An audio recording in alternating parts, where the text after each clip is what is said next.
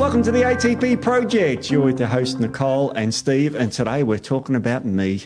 About you. It's all about you, Steve. Today. It's about getting muscle on, bulking. Yeah, we're just using you as the the after in the before and after. That's the after. Yeah. Well, I'm wearing a puffy jacket on purpose, so it makes me look a bit bigger than I'm really not. Yeah. But we're talking about bulking, and bulking is a weird thing because bulking is literally putting on weight and most of it being muscle. Now, look, if we had a magic world and I was God Almighty standing up there and I press the button, whatever you ate turned straight into muscle, right? Yeah. That's my button going there. That's me being, Jehovah and all the gods and Thor and Apollo and Zeus and all those ones, all the cool gods come down and say, yes, everything you eat will turn into muscle, but it doesn't, does it? It doesn't. Sadly, no, it does not.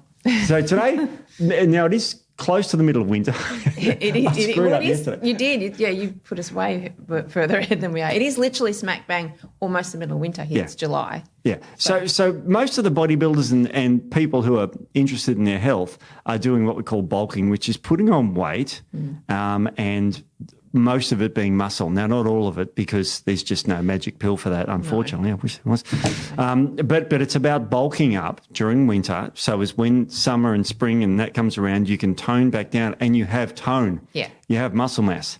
So it goes for men and women. Now an extreme version of this is the bodybuilders. Yes. Where they go nuts and they eat any sort of calories, 10 to 12 meals a day. We're not talking about that. We're talking about clean bulking today. Yeah. So clean bulking, what is it?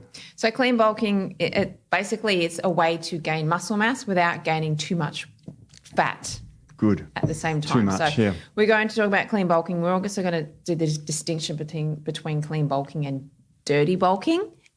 Just to show is that some sexual thing or not? Dirty bulking? I don't think so. I don't think so.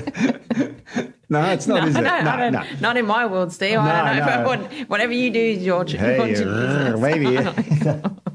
I got in trouble yesterday for doing a funny voice in the office. Can you believe that? You did get in trouble for that. Yeah, I know. It's a different world now, Steve. Unfortunately, you're just in the wrong world for you. I think you can call me a dinosaur. And that's fairly accurate. Yeah. Your idea. Yes. So clean and dirty bulking. Dirty bulking is different. So all right, let's sort of, what's the difference between the both? All right. So we'll break it down a little bit. So basically clean bulking is the idea is to eat a surplus of calories to put on weight, but as I said, we want to limit the amount of fat that you put on. So, whenever you're trying to bulk, you can't put on weight without putting on fat. You can't. Like, as you said, there is no magic bullet. And that always used to be when I was working, I was in that industry in the gyms, it was, I want to put on muscle and lose weight. It's like you just cannot do it. No, it's just in the reality, and we know this because the elite bodybuilders that literally have to go on a stage in their underwear or bikinis or whatever, like minimal clothing to look lean every single part of their body. To get to that point with big muscles, they go through a bulking phase. There's some famous bulkers, Lee Priest. There was a Rich Piana who's passed away now. And Ronnie Coleman, who was the king of the kings. Coleman, and they would gorge on all sorts of foods and that just to bulk up. And Lee Priest looked out of shape when he used to bulk because he would put that much fat on, but muscle as well. But so he would do like a dirty bulk. But we're talking today about clean bulk, which means you're still going to put a bit of fat on. You're still going to put a bit of fat. Just a little bit. Not everyone can look like me. That's right. Not everyone can, Steve. They can dream about it. They can dream about it. It's all for you. So this is about clean. So we're going to be talking about diets for clean bulking. We're going to be talking about supplements for bulking because this is when supplements can take a really good turn. And we're going to talk about exercise. Yeah. So we'll start off by, the diets and that sort of thing. Do you want to just talk about some philosophy about the quality of diets? What sort of points would you give me? 3 points. Okay, so if we're talking about clean bulking and the diet quality, we're looking at whole foods essentially. So mostly unprocessed foods, lean proteins, whole grains if you eat grains. Yes. Fruits and vegetables, healthy fats, things like that. And limiting processed foods and, anything that's processed and sugary, all of that sort of thing. Yep. So there's sort of the things. That's 3 points, Yeah, and nutrient dense, and we'll talk about how that can be harder for a clean bulk than it can be for a dirty bulk to get well, not nutrient dense, but density different. But getting as many healthy nutrients as you can, clean bulking, whereas with dirty bulking, you don't, basically. And then calorie surplus. Yeah. So that's obviously you have to be in a surplus to put on weight. And that is different for everybody, depending on what your goal is, where you're starting as well, what your body composition is to start, your frame, everything will sort of dictate sort of how many calories you're going to have added to your intake to have that surplus. Exactly. And you mentioned things like grains, which I'm not a fan of, but during a bulking phase, you know, having oats with protein mixed in it is a classic bulking, you know, and rice and chicken and these sort of things, because the carbohydrates, of course, preserve protein in the body because you can burn carbohydrates for energy, but also carbohydrates stimulate insulin. Everyone's, you know, crossing themselves right now, you know, oh, no, not insulin, we don't want too much insulin. But insulin binds with growth hormone to form insulin like growth factor 1. Yeah. And the term for that word is growth factor. Yes. It's a factor that causes you to grow muscle, and the excessive carbohydrates will turn into a bit of fat, let's be honest, but this is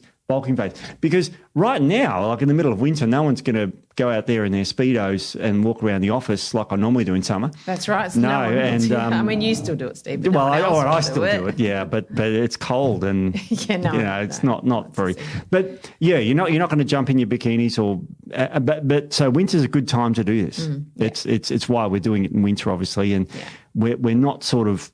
You know, we're not overly concerned with putting a little bit of fat on, but we'll get to that too. But so how many calories extra should you eat per day to bulk? I mean, look, as I said, everybody's different, but just as an average ballpark for most people to get started, around between 250 and 500 extra calories a day. Yeah, which you know might not sound like a lot to some people. It might sound like a hell of a lot to other people. Yeah. So it just depends on your mindset and where you're sitting. Probably to a female, maybe an extra 500 calories maybe sounds a bit much compared to a male. It's funny because if you talk about females, my chiropractor is in a bulking phase right now, and it's sort of got me thinking, you know, as a woman, she's put on since her competition like 15 kilograms, and she looks great. She's not overweight now. She's just heavy because she looks well, you know that firsthand. She looks healthy now, and it's quite incredible that she's, you know, looks like it is, and it must like, you know, and I'm going to pick on females here, that it must be a difficult thing for females to put on weight, and you were telling me about a client before, no names, but you want to talk about that for a sec because that was interesting. You know, I mean, I see a certain subset of people probably have little imbalances in their own health and a little bit have health issues. But I have had in the past several clients that I have told they need to put on weight for a different reason. So not bulking for the gym. That's a whole nother career that they had. But, you know, for health, not producing enough sex hormones and things like that because they're too lean. They don't have the body fat. So I've told them that they should be putting on weight to sort of get, you know, their hormones back.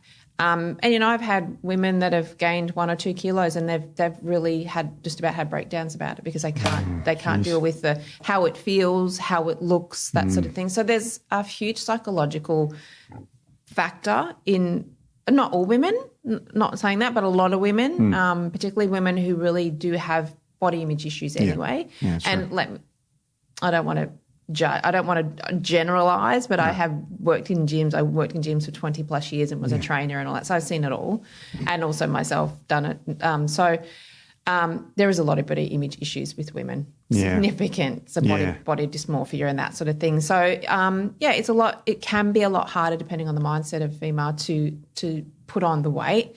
So that's always challenging. And a lot of times, you know, someone else will look at them and think they look amazing, look great, but they really struggle and think that they don't. So there's that sort of dysmorphic, you know, view of their own. It's tricky because I don't know how many podcasts we've done on losing weight, weight loss, fat loss, whatever it is. It's literally tens, you know, like loads of them. And now we're actually doing a podcast on putting on weight. So it's very rare. Most people judge their health by the scales, let's face it. They pick a number and go, oh, how much do you weigh? Oh, you're whatever weight.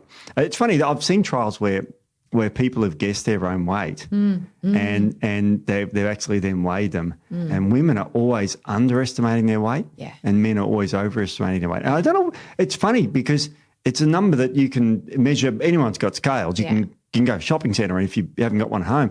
But it's very easy to determine your weight. You just jump on scales. Yeah. But there are people who don't want to know, and for whatever reason. But there is a perception that losing weight is the goal of half the population in Australia, and it probably should be.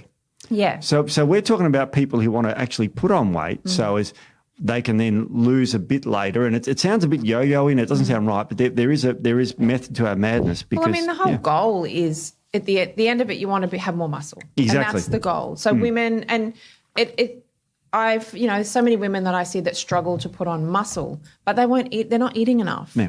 And that's, I think, trying to shift that sort of mindset of I'm putting on weight to I'm putting on muscle, and then I'll drop the weight back down and I'll have more muscle. Yeah. So, and we're not talking about female bodybuilders here. That's a whole different thing. But a woman that wants to be more toned. So, it takes a lot to. And that whole thing of I don't want to go to the gym and lift weights because I don't want to get bulky, I think that sort of view is pretty getting a little bit older now. But there's still some women that think that it's really difficult to put on muscle. For a woman, even more so. So and an old man. So you have to really, you have to eat to gain muscle. You have to do that. So and then you have to lift heavy, which we'll talk about. So there is a bit of a science to it. And you're right. If you're underweight, the science shows that women do lack hormones. Now, when you've got enough calories, we'll just say enough, not overweight, not underweight, but you get enough, you make cholesterol. Cholesterol converts into all your hormones, progesterone, estrogen, testosterone, cortisol, all these sorts of things. So if a woman is underweight, their sex hormones will typically be low. Yeah. And as you correctly point out, a woman with low sex hormones is problematic.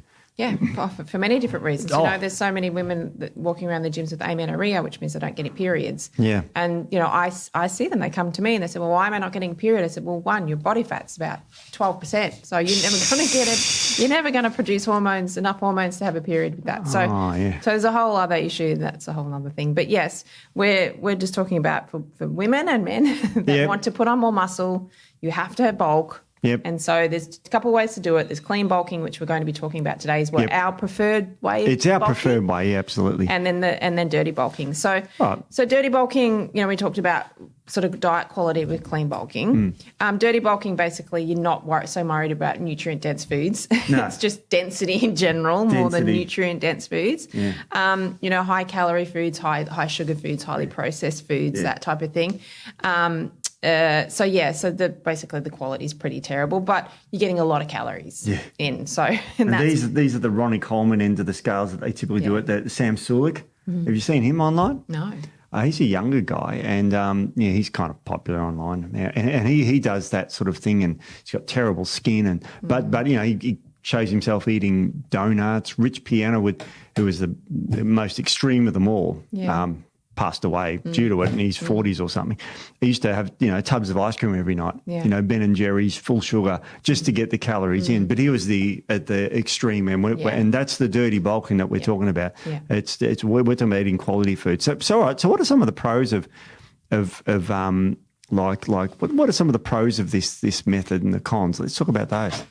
So let's talk about the pros of dirty bulking first, because we'll get that out of the way. Yeah, let's get we'll talk about the elephant in the room. Talk about. So the pros of dirty bulking would be for somebody who's what they call a hard gainer. Yep. So really struggles to put on muscle, put on weight.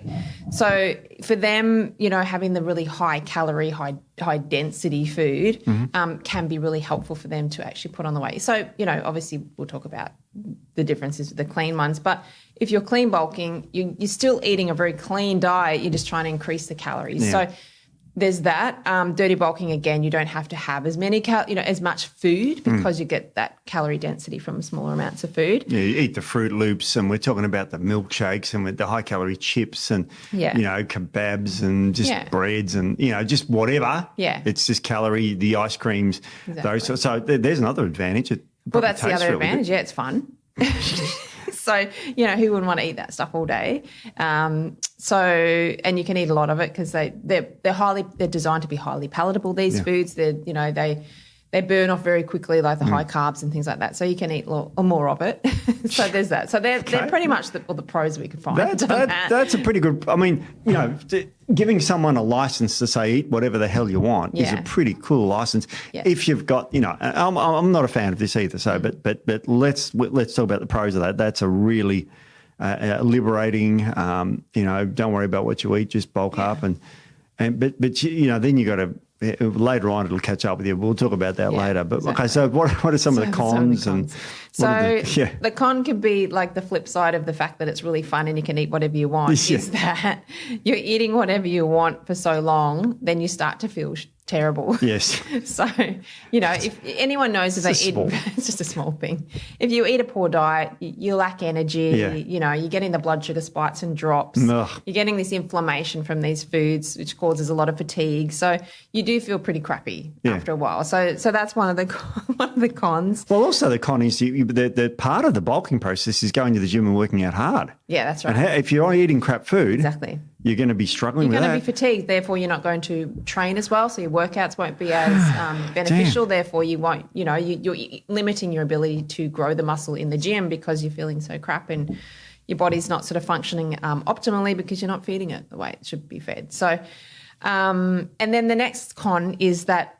how hard is it to stop eating all these junk foods once you've started? Like you can't then say, okay, cool, I'm going to switch it off and not eat it anymore. Yeah. Like you struggle. So once you get the taste of it, and so that can be another con, that it's hard to then stop doing that sort of thing. Yeah, because I've said, let's say you eat a ton of Fruit Loops, but you may not like Fruit Loops, but you might like Cocoa Pops. Yeah. And it's all sugar. Yeah. But let's just be honest, and sugar is highly addictive. But it's just addictive because it's very tasty. It's made to be palatable. Yeah. Chocolate milk. Like if I had that magic wand again that I could eat whatever I wanted, I do like the taste of chocolate. Yeah. I don't eat it. Yeah. But I like the taste of it. Yeah. So it's like, yeah, that would be fun to eat. I don't eat it, but it would be good to eat. Yeah.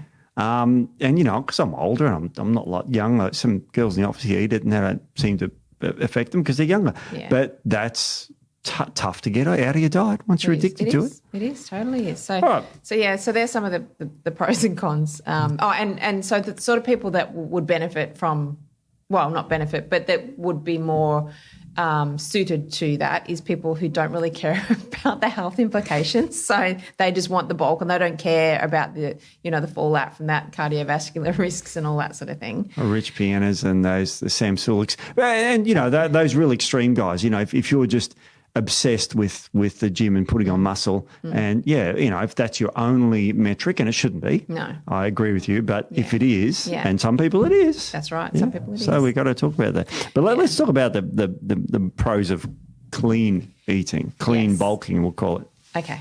So the pros basically are that you're going to be a lot healthier. Yes. Okay.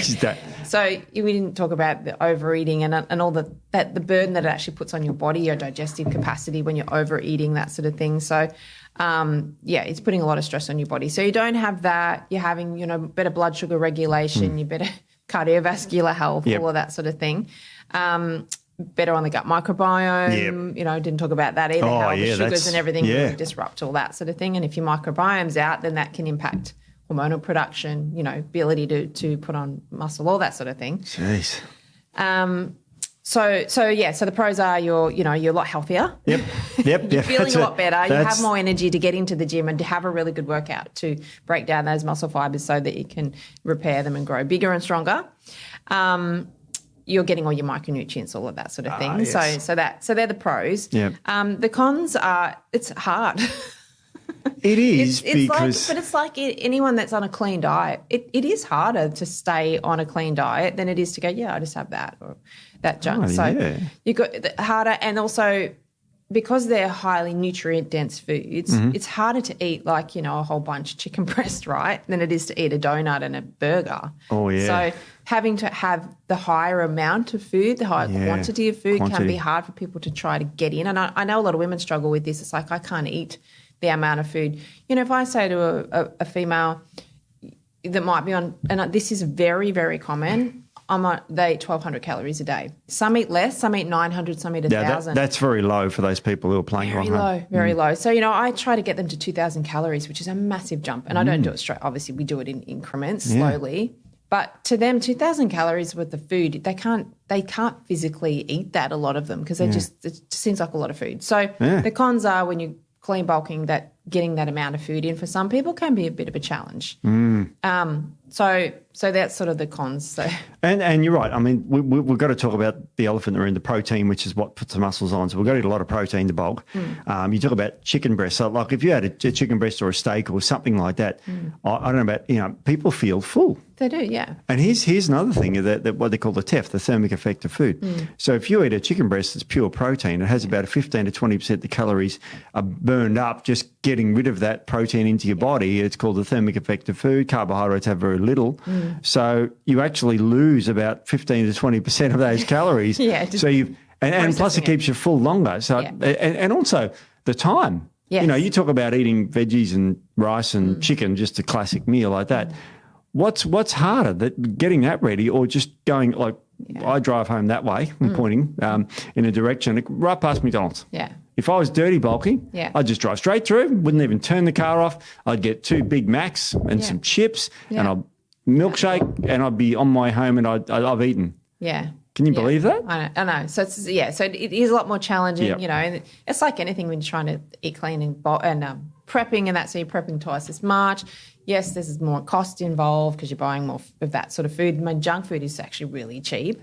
Yeah. Sadly, it's a lot cheaper than eating healthy. God. So there's those sorts of issues. But, at the end of the day, if you really do want to look after your health, then a clean bulk is much better. All right. So I have a little so clean bulk's better for people who want to look after their health. They want a leaner physique as well. So that's part of it also. So here's a bit of an example. I like this example. So if you decide to dirty bulk, right, and you gain 10 kilos. Yes. So, but 8 kilos of that is fat.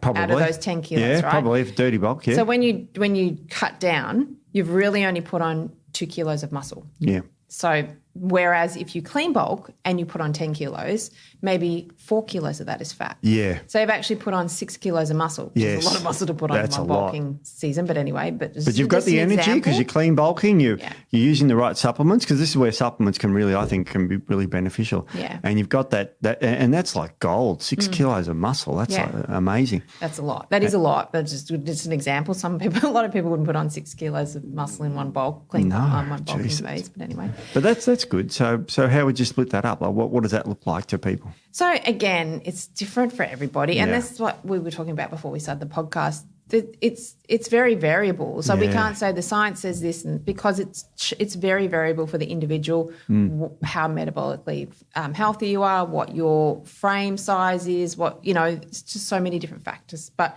if we're looking at just average, just a basic split, we're looking at 40, 20. So 40 of protein, 40% of carbs and 20% of fat. Right, yep. So that's just an average sort of breakdown, but it just basically changes for everybody. Yeah. And then also you look at your calorie intake as well. So this is another way. So if someone, say your calorie intake is 3,500 calories a day, you might struggle to eat just over 1,000 calories over 3 meals, right? Yeah. So particularly if you're clean bulking. Oh, yeah. So take your total calorie intake and say you want to do 5 meals a day, then you just divide it by 5, and then that sort of gives you a bit of an idea of how many calories you need to eat with each meal. Breaks it down a little bit, so it makes it a little bit easier than going, I'm just going to get these in somehow. It's really tricky because I'll give you a hypothetical example. Like a chicken breast is about 1/4 of a kilogram. Yeah. About 250 grams. And it's virtually got very little fat. It's got some, but it's negligible. So let's say you steam that,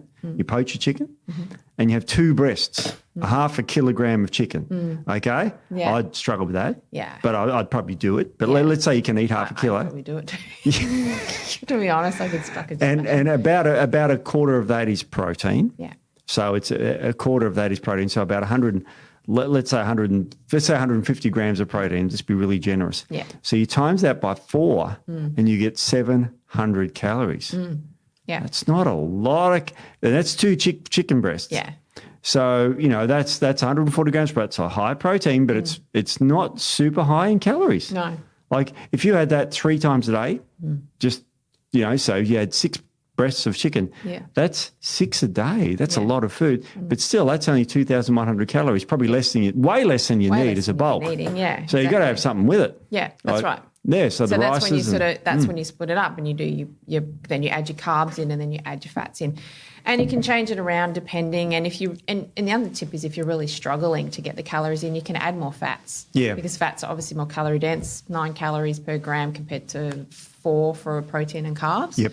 So you can add some more fats, healthy fats, add some more avocado. Oils is always a good one to add because it obviously doesn't fill you up, but you can put some oils on your food. Yep. So that's another way to sort of bump things up if you really are struggling. Yeah. But making sure you just got to make sure you get that protein. The protein, as we've talked about, everything else revolves around the protein. Yeah. But when you're bulking, the carbs are really important too. Well, we love our Ronnie Coleman where we were looking up how much he used to eat. A comical amount Comical of protein. And you have to guess what that is because a comical amount in his shakers was, and I guessed about 5 scoops. That's a comical amount, isn't it? Yeah. And let's say he had 30 gram scoops of protein. Yeah. So his 5 scoops of protein is 150 grams of protein. Yeah. So that's much easier to consume than 2 chicken breasts. That's right, yeah. I'd have to say that most people, women, can probably have 150 grams of protein in a shake form. Yeah.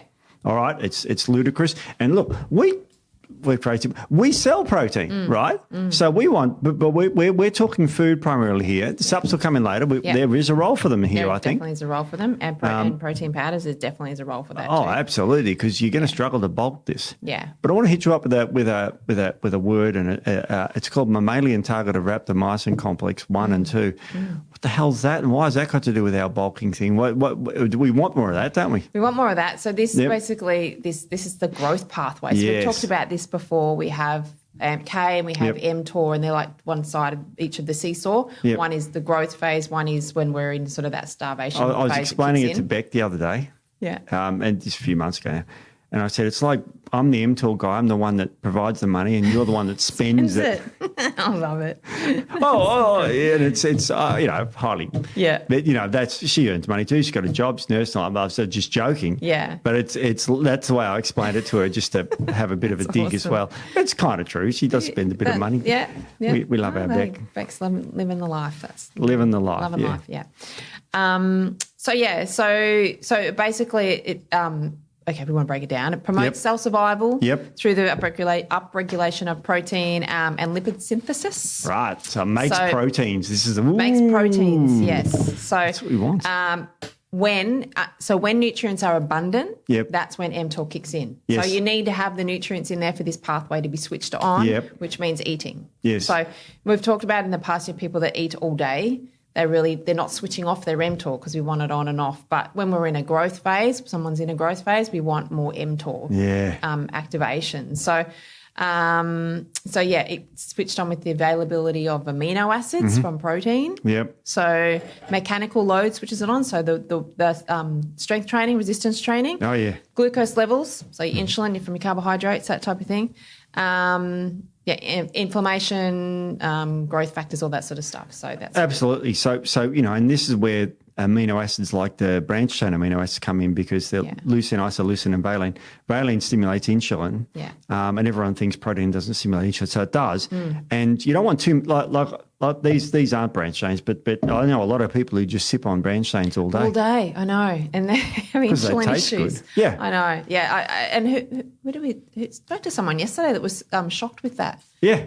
Wouldn't we be surprised that didn't think about, that you're having a lot of branched chains, that you're actually spiking insulin a lot. So. Yeah, and you're spiking insulin, you're spiking mTOR. Yeah. So during the bulking, as far as this next hour of our podcast goes, branched chains are good. They're great, yeah. Sip on them. we're not anti-branched chains. I mean, they're literally 3 essential amino acids. Yeah. They're not, we kind of like them amino acids. They're essential. Essential, yeah. There's 8 essentials, 9 essentials, and you've actually got to have the branched chains. Yeah. But what we're doing is we're spiking them in the body to actually, drive up mTOR so we can grow. We're using them properly rather than just willy-nilly having, and I have had clients that have a lot of branched chains that don't need them.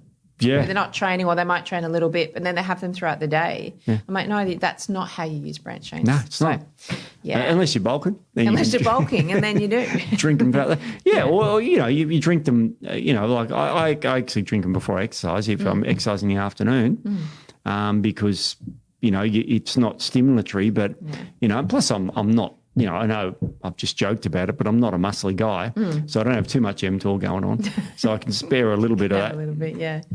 So it's good, but the mTOR is good. So all right, we'll talk about branch chains. What other supplements are great for growing then? Just a couple, like what broad groups, then we'll narrow it down. Well, I mean, a protein powder, obviously. That's an easy, we want to get the protein in, as we said. It's got the calories and it's a liquid form, so it's really easy to take in. It's really easily absorbed and assimilated as well. So even people, having a lot of protein, you really might struggle to break it down, particularly if you have suboptimal digestive function. So that's another thing. You want to make sure you've got good levels of stomach acid when you're increasing your protein levels, protein intake with foods. So you want to be able to break it down and assimilate and break down the proteins into amino acids so your body can assimilate them. If you're not breaking them down, then you're not getting the full benefit of that. But protein powders are easily absorbed and assimilated, so that's another. So you can have them between your meals, and if you don't want to have 5 full meals. Creatine, obviously, we can't really say enough about creatine, can we? That's so good for all sorts of things, and that's one of the supplements here that you could take. I don't know if you're bulking or if you're living or if you're a woman or you're a man, you're anything. I'm a big fan of it. Oh, I take it every day, whether I'm training or not training. It's normally in there, but it's not today. No. I put a Yippee in there. It's one of our older products because I found some in the cupboard. Oh, did you? Yeah, buddy, I'm all awake now. So it's but creatine is great. It also is good, of course, when you exercise to push yourself harder so as you can actually get more out of your workout. Because we haven't talked about exercise yet, but it's coming. I can see it on the list there. Yeah. So creatine and protein powders. There are protein powders around that where you can add things like carnitine in there. Now, carnitine is a fat loss sort of amino acid complex. So keep an eye out for those. And some of them have protein powders and they spike it with branch chains. Yep. Because that will stimulate the growth even further than just the protein on its own. Yeah, exactly. And I'm also a big fan of, and you are too, is keeping away from artificial sweeteners during this time because otherwise you destroy your microbiome. Exactly, yeah. And you need all your digestion power you get because you're literally overeating. Yeah, that's right. It's exactly what you're doing. Yeah, so you're trying to, you just want to have the best digestive function, the best gut health that you can have so that you can get all the benefit from the clean bulk that you're doing. Getting a complete protein powder. It's got branch chains in it. It's got all the things, so you can get them out there. Well, glutamine for your gut, and so some add betaine, which is a great thing to work out with. Yes. So you just got to really look out for those ones because they're special for. This is the perfect protein for this. And normally we are food first and we're still food first, but we're halfway through the podcast or a bit over it, and we've just brought up supplements now. But I think in this case they are quite important because really important, good luck trying to eat 4,000 calories, whatever you are. It's like exactly. And then you've got if you can get a protein that's got the branch chains in it, it's got the betaine in it, it's got everything in it, then you're not having to buy multiple powders and mixing them all together and all that sort of stuff. So there are some out there. Look out for some that have those in them. Oh yeah, look, they're out there. We know that. Now, I want to. Have you heard of the saying "to be or not to be"? That is the question. Yes. Shakespeare, right? Because I'm such a Shakespearean lover. You are. Jesus. Failed that in high school. Useless at it. I don't remember even doing we did Macbeth. I don't remember. I didn't go to school for long, to be honest. Oh, this is year 12. I never did year 12. Oh, lucky person. I left early. I left early and went back to study when I was older, when I was actually ready to study. You didn't miss anything. It was like this. I remember reading it in class and it's like, what are they talking about? It's old English words and I had no idea what I was saying. I got failed that. But there is a thing, to be or not to be, and I think it's from one of the Shakespeare mobs. But should we do cardio or not do cardio? To cardio or not to cardio? No, did you like that lead in, Steve? It was brilliant. So good at that. I'm so good at that. Awesome at that. I know. So this is the thing, obviously, because, cardio burns calories, right? So it does. If you're trying to bulk, you don't want to be burning as many calories. So some people think, do I even need to do cardio when I'm bulking? Yeah. So again, that is the question. So, and some people think it is purely just to burn calories, but there's more to cardiovascular exercise than just that. Yes. So I do feel like cardio is still a really important part of a bulking program. Right. So, but you just want to limit your cardio, doing it a few times a week, not too long, 20 to 30 minutes of sort of moderate sort of state cardio. You don't want to be going obviously too high. And doing it on a day where you're not weight training is a good idea as well. So because obviously you're already burning calories when you're weight training and, strength training does take up a lot of calories, especially yes, it does. lifting heavy. And the recovery period. Definitely, yeah. Afterwards, yeah. Yeah. So, and cardiovascular exercise can be good for recovery of muscles as well. Yeah, you go for the Arvo walk is a classic. Mick Galley used to work here. He's a friend of mine. He was a professional bodybuilder and he was always adamant of just going for that walk and that sort of thing, even during bulking phases. Yeah. And so I think you're right. It's just to keep it in there. Look, you don't go nuts. No. You don't train for a marathon. We were talking about before the podcast about running marathons and stuff like that and having jokes at each other. Yeah. Mainly me and Mike Spence because I've run marathons. You're the crazy one. It's a dumb idea. so keep it up for our podcast. We are going to do one on running, yeah. So cardio I think is a good idea to keep in. Obviously you want to maintain that cardiovascular health. You want to maintain that fitness. And then when you go back to your cutting phase and you're getting the weight off, if you already sort of have a bit of that conditioning, it's easier when you're going back into that because you're going to pick up your cardio in the cutting phase. So you've already got sort of that conditioning that you sort of maintain a little bit through the bulking and phase. the habit of cardio. Yeah. So that's good. Yeah, exactly. Now, we're mentioning exercise. So let's talk about the elephant in the room. But what about training for hypertrophy, like really growing the muscles? Like I've seen Ronnie Coleman videos. Yeah, buddy, gets in, does 800-pound squats. Yeah. And I remember when he did a leg press and they asked, they asked the guy there, well, how many plates are on here? And he just turned around and said, all of them. Yeah. All of them in the gym. And they're stacked up and he's put it in the calculator and it was 2,200 pounds, which is a ton. Yeah, I know. Leg press. I used to know someone, I know who still know them, but I don't see them anymore, who could leg press a ton. Oh, my God. Yeah. Crazy. It's like, that's like, Yeah. But I mean, all right, don't do a ton because you'll die. You used to do half a ton. 500 kilos, yeah. Yeah. I think I do about 100. It's 100 and something. I do. It's pathetic. It's 150. Only for 2 reps, mind you. I do a whole set. 3 tens of 150. Yeah, no. It was just like 2 sets. Oh, that's all right. Okay, well, I'm going to call you Ronnie from now on. That was back in the day. Jesus. But it was a leg press machine. That's very different than squatting. Oh, yeah, I do leg press machine. I used to do squats and it just I didn't recover from them. I was sore for days. I love squats. I struggle to do squats these days because of my knees. Hello, 50s. Anyway. Poor old thing. Yeah, the knees.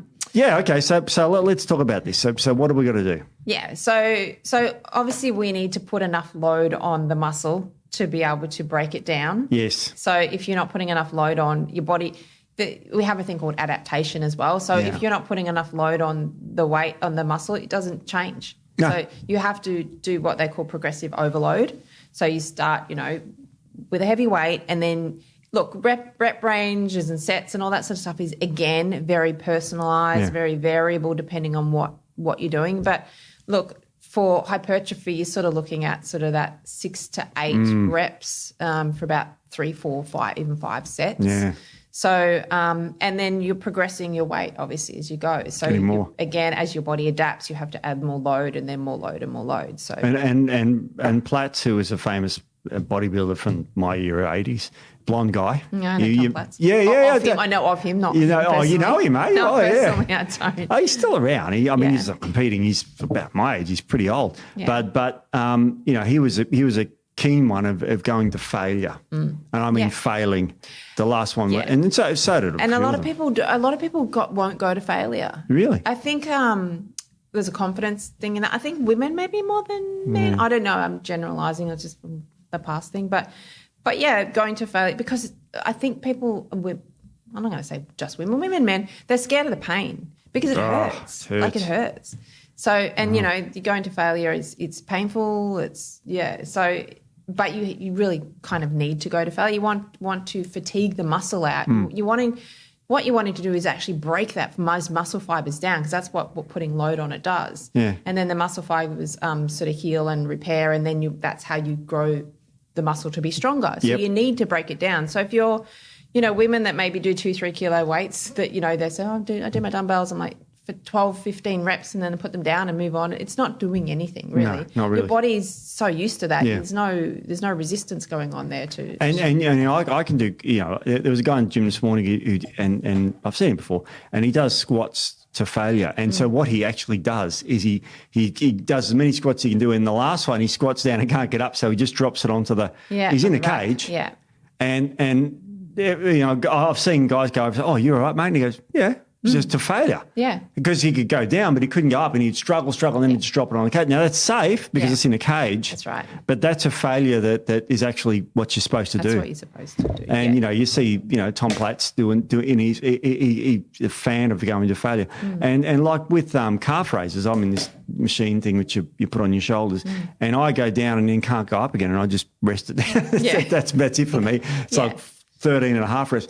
And I do count. I try and get to about 8 to 10. But the first set, you might be able to do 10. The next set, you might do 9. The next set, 8. So people say, I do 3 sets of 10. It's like, well, that's, I know. muscles can't count. And that's why I say it's very variable. So if I sat here and said, you know, you've got to do 4 sets of 6, you know, for each muscle group or whatever, it's very sort of strict. So, and that doesn't work. So, I now, when I train, I don't even count my reps anymore. I just go till I can't do it anymore. So, depending.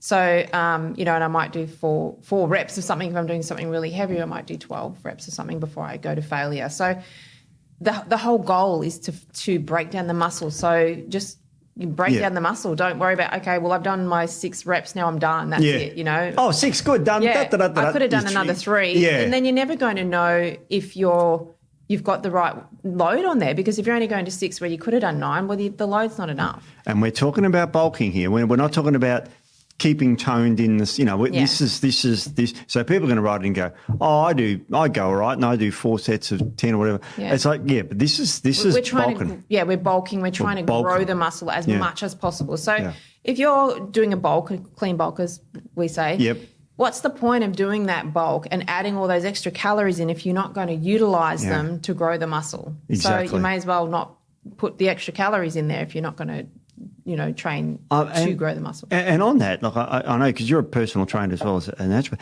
like how often, and this might be a loaded question, I don't know the answer, there may not be one, but how often should you train a body part if you're bulking per week? Well, see, this it's such a very. It depends where you're at in your sort of progression towards where you want to be. If it's just starting out, then you could do an upper and lower body split, and you could do that 2 or 3 times a week. So you're sort of working your upper body and lower body 3 times. Or if you're more advanced, then you might only work a body part once a week. Yeah. So it depends. I work my body parts twice a week. Oh yeah. So, you know, some people work their legs more because it depends. And if you have an area that's a bit harder, you know, that's lagging a little bit, then you put a little bit more in. But it all depends on recovery. So you've got to look at your recovery. If you're not recovering well, then you're doing too much. Yeah. So that's where it comes back to, you know, individuality. Yeah. Someone might be able to do each body part 3 times a week or twice a week, and another person, they might just they're not recovering well, and so they end up going backwards. So you just got to go with basically where you're at. So there is no right or wrong answer. Yeah. Tricky, eh?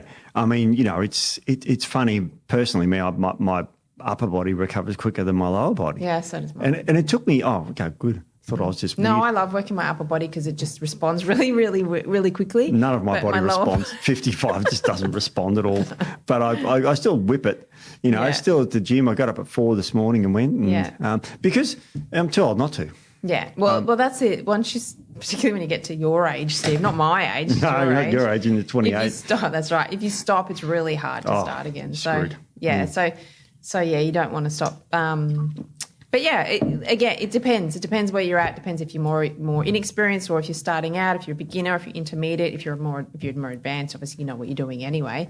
Yeah. But that's where there's so many variabilities. So as long as you're, you know, putting on the load, fatiguing out the muscle, breaking down the muscle, and the muscles you're allowing that repair and that regrowth, so the recovery for your muscles to repair, then that's kind of your aim, and that you're putting on weight. Yes, the weight. And you're putting on the healthy weight. Yeah. You're not just stacking on the fat because, as we said, as soon as you cut down, you're getting rid of all that fat. So you haven't really grown much muscle.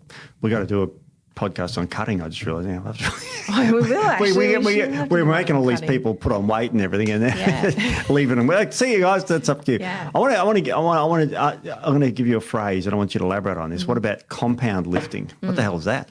So compound lifting can be really good, and it's really good for, I guess, beginners as well. I shouldn't say beginners because it can be quite hard to do. Yeah. But it's a good way of working all your major sort of muscle groups. Yep.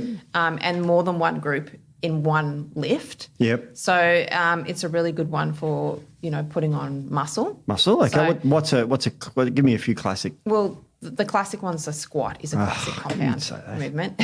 Shit. So the squat, the bench press, the deadlift, the chin up. So, the overhead press, they're sort of compound movements. So, so if you do just a workout with compound movements, then you're hitting a lot of... I do a few of them, I have to admit, but I don't like them. And no one likes them. No, I do. Do you? Yeah. Oh, I love deadlifts. I love deadlifts. Do you? Yeah, I love doing deadlifts. I didn't know that. Yeah, I love it. Yeah. My back doesn't take it as well as it used to, but I do love doing deadlifts. I'm going to call you Ronnie because he's that deadlift champion, Yeah, I'm not that good at it. I'm not going to tell you how much I deadlift. It's not a lot. Tell me. No, just like only 120 I want to know now. Probably. How much? Only 120 these days. So you can lift 1.5 me off the floor. Yeah. I'm about 80 kilos. Do it now. Do it now. Do it now. Do it. On the floor, Steve. Can you squat me? I'm 80 kilos. Yeah. No, well, not now. Oh, because now I might have a knee. I was going to, we're going to record this. I was going to jump on your shoulders. And damn it. You wearing heels? I've got a knee. No, I'm not in heels. Oh, yeah, you can squat in those. Yeah, no, I've got a dodgy knee now. Oh, dodgy knee. Yeah, all those years of squatting. I know, it's convenient, isn't it? Convenient. I know. No, I do have a dodgy knee. So it started popping. Just by pop. I don't want to pop your knee. As soon as I turned 50, it started popping. So we better turn the audio up when you said that. So no, I squatted the other day light, and it was okay. So I'm just getting back. But no, I love a deadlift. I love chin ups because my back responds like really well. So that's everyone has their favourite body part, right? And mine's my back. Yeah. I've seen your back. Yeah. Not you've worn something to work once where you were showing me your back, and it's impressive. I think I'll show you. Those photos are amazing.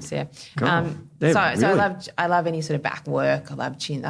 So I love a good compound movement. Oh my God, they're all the shit. So when we talk about compounds, and we talk about isolated movements. They don't. So if you're doing say arms, so biceps, triceps, you're really only working that muscle. Yeah. Whereas if you're doing compounds, you're working multiple. And they're harder and all that sort of thing. We're not giving the easiest advice here. We're giving the best advice. Yeah. Because when you go to a gym these days, modern gyms, they're very machine orientated. They are. And I don't see a machine weight in here. You don't need the machines. No, I mean, some people think, machines are good. And look, machines can be good, but they keep you you don't have to activate the stability muscles. Correct. Again, so you're not utilizing more muscles.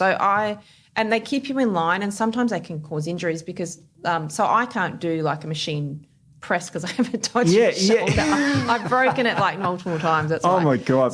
So what isn't dodgy on your body? No, well, this is the years of riding horses and years of weight training. The horses, So I've broken lots of bones and things, but I can do, bar presses and dumbbell presses, but I can't do machine presses because it locks me into a position that it hurts too much.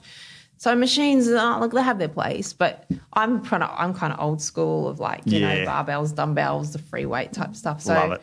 I think you just, as I said, you're turning on your stability muscles, you're utilizing a lot more muscle, and it just helps with so many different things. And aside from the training, stability in life, and when you get older and not falling over and breaking a hip or something because you have good stability. My sister's a horse rider, and she says it's not the horse riding that's bad for your back, it's falling off the horse. That's right. The horse riding itself is perfectly fine for you. And boy, have I fallen off many times. She's got 16-something hands, her horse. Does she? It's massive. Wow. And it's scary. Yeah, I used to have a horse that used to throw everybody off that got on his back, including me. Every single person that ever got on his back, what's called pig brooding. Pig brooding. Just like buck, and then he'll just the whole way and just buck until he gets him off, like a rodeo horse. He was great. So great. I used to go flying over. I've gone flying over his neck. I used to do eventing, which is people who ride horses would know like what eventing dressage is. and So it's three elements. It's dressage, show jump, cross country, and show jumping. So the cross country, you go full ball over these ridiculous jumps, and there's jumps called the coffin and all that sort of stuff. And sounds awesome. my horse would bowl up to the thing and then stop, and I'd just go stop. I landed in the coffin once. That was great. So, Awesome. Yeah, I know. So it's good times. Well, there is this thing called physics where, Newton's third law, where something will go until it's as an opposing force acted upon it. So the horse stops because it's friction with the booze, but you keep going. You just keep going. Yeah, and he'd put his head down as well just so I'd get that good flow over. Yeah. I've seen that in the Olympics. Oh, yeah, it's pretty common. And just knocked my pen over.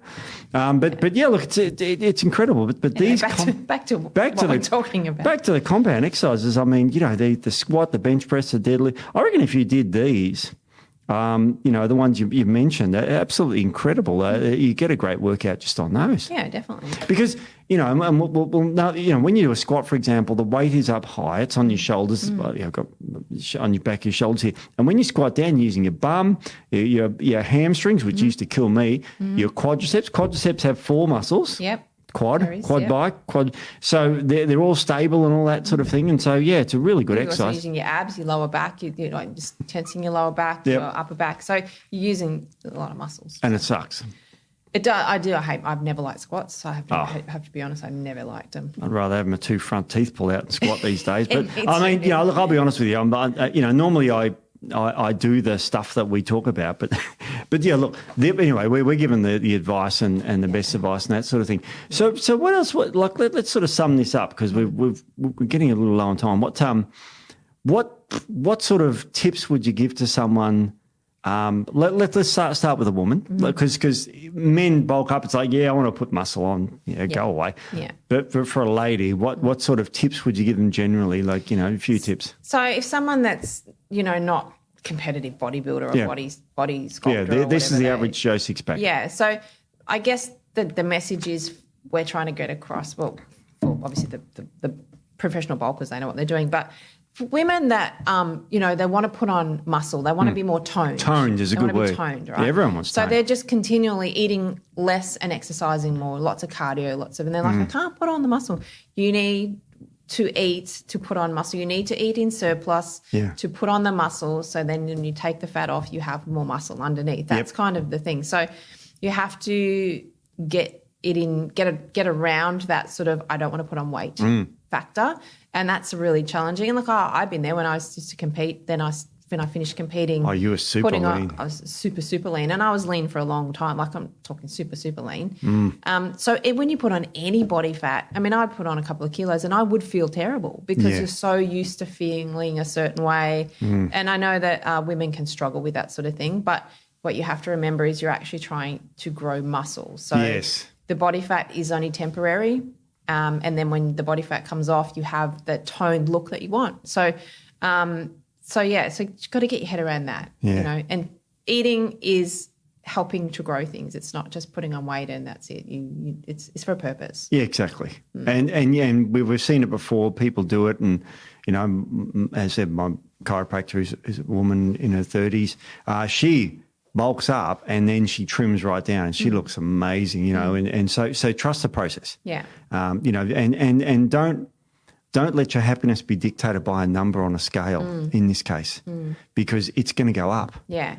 And I guess the other thing I have to mention too is make sure you can't go into a bulking sort of phase if you're not metabolically healthy because you're going to create more problems and you probably won't be able to get the weight off. So this is for people who are quite metabolically healthy, so that they can go and do a bulk and then they can get the body fat off without too many problems. But if your, metabolic health is pretty not great, then you're going to struggle. So, for women who are like, I don't have enough muscle to and they have a lot of other issues, just probably bulking is probably not the thing to be doing it. And you need to see someone like yourself, Nicole Brown, naturopathy. Google it if you want to see Nick or a naturopath or anyone. Just get to see someone like that so you get all this straight because it's not like the old days where we just go and gorge on whatever crap we do. You have to do it properly. It's a bit of an art to it. There is. And, you want, obviously, the main purpose is to be healthy, longevity, that sort of thing. So to do a clean bulk is just a really good way to actually get the muscle on. You don't want to be putting all that crap in your body and dirty bulks. And if you're a professional bodybuilder that just wants the mass, obviously, whatever, you know what you're doing. But for the average person, a clean bulk is a much healthier way, sustainable, long-term for your health and for your body composition as well. To do a bulk is do a clean bulk. So and this might be for more women, but what I see is, in the spring magazines they say tone up for summer. It's like, well, what did you do in winter? Yeah, that's right. And everyone sits down and eats comfort food in winter, right? Yeah. So like, I'm all covered up. No one can wear the big coats and the big clothes, and so eat the comfort food. So why don't you eat the healthy food in a surplus? Yeah. And then when it comes towards the end of winter and you're starting to, it's getting close to swimsuit season is starting to get the weight off. Yeah. Then you've got healthy fat gain, not unhealthy fat gain. It's easy to get off, and you've got the muscle underneath. I have a saying that muscles are curvy as well. There you go. They are curvy. Steve. Curvy. Yeah. So really, this is good, and also look after your tendons and ligaments when you're bulking, because you're going to be putting stress on your joints. And that thing, I forgot to mention that earlier. Yeah. But and just get the mindset right that this is a process. You're not measuring the end goal in a month. It's 6 months. Yeah. It's a long-term process. A short-term loss for a long-term gain. Yeah. Yeah, that's great, Nic. Well, I think that's about all we've got time for today. Yeah. All right, well, that's good. This is how interesting. Yeah, like a good bulk. I'm always... I'm in the bulking phase at the moment. We're always in the bulking phase. Yeah, I know, here. right? God. All right, well, we'll see you next week, and we'll talk about cardio, I think. Yes, go the other end of the scale. Of course. Yeah. All right, see you next week. See you guys.